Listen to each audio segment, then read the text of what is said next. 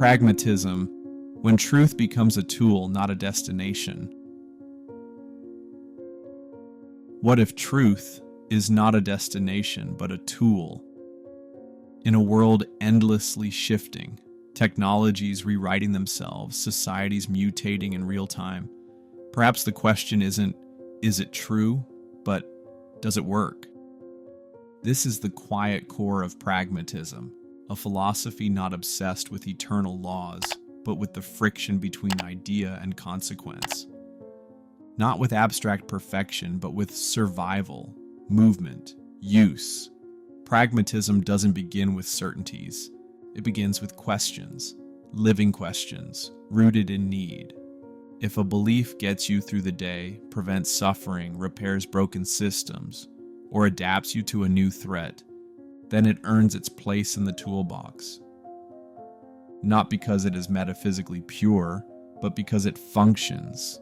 This thinking took shape in the late 19th century, when American minds like Charles Peirce, William James, and John Dewey looked at the chaos of their era. Industrial revolutions, collapsing moral codes, the mechanization of the human experience, and asked a simple question: what good are ideas that don't work in the real world? They envisioned knowledge not as a crystal structure, but as a living organism. Evolving, testing, adapting. Truth for the pragmatist is not divine revelation. It's a working hypothesis.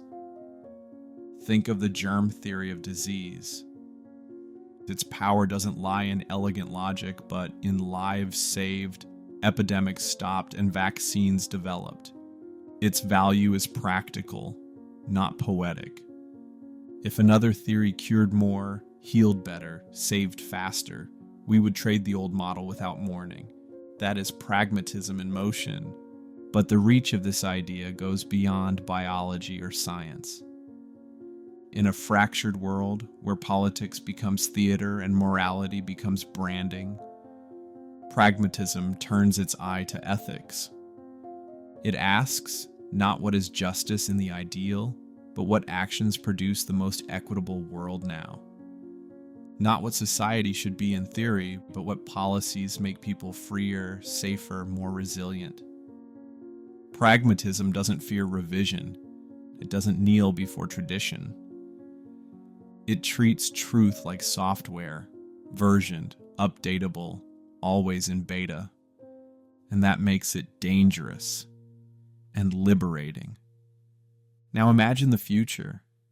1,000 intelligences, some human, some artificial, each testing models of reality against a constantly changing universe.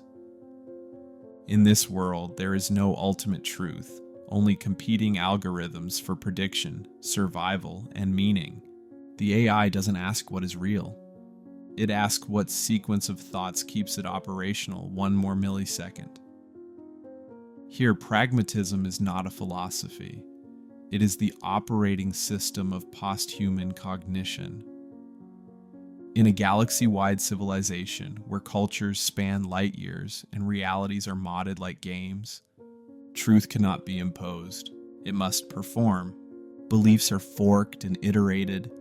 Moral systems run in parallel and converge only if their outputs align. Even physics is provisional, subject to correction as anomalies accumulate. Pragmatism is the logic of a species too complex to cling to certainties, yet too fragile to live without working answers. It says, abandon the pursuit of perfect definitions. Instead, seek the beliefs that heal, stabilize, and open new doors. In such a future, philosophers are not priests or prophets. They are engineers of belief, architects of mental infrastructure. They design ethical systems like bridges, stress-tested against collapse.